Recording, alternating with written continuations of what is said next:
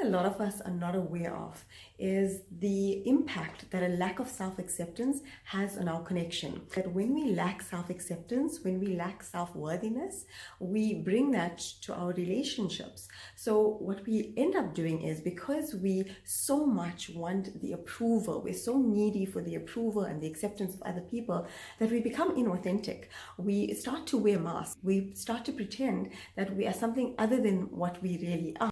The more we wear these masks, the less authentic we become and the more unhappy we become, because we move further and further away from who we really are, and this just doesn't sit right with us. It just doesn't feel right internally.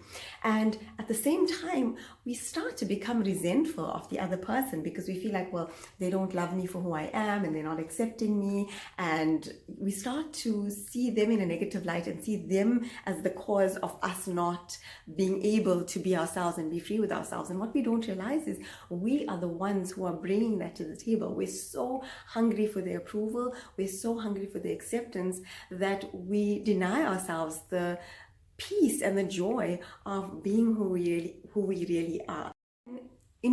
So there's two ways in which connection becomes inhibited. The first one is that because we're not being our authentic selves, we're not even sure that when they do accept us, or they do love us, or do approve us, are they approving of our masks, or are they approving of who we really are? So on some deep level, we always doubt that whether or not they actually care for us.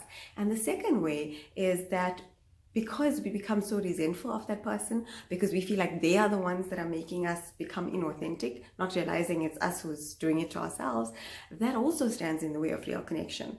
So working on your own level of self-worth and your own self-love and your own self-acceptance plays a huge role in the person that you bring to a relationship. So often in life, we want to fix relationships, especially intimate relationships. We want to fix our relationships, and we feel like we need to start with the other person. We need to point out their faults and their flaws, and tell them what they need to be doing more of or less of.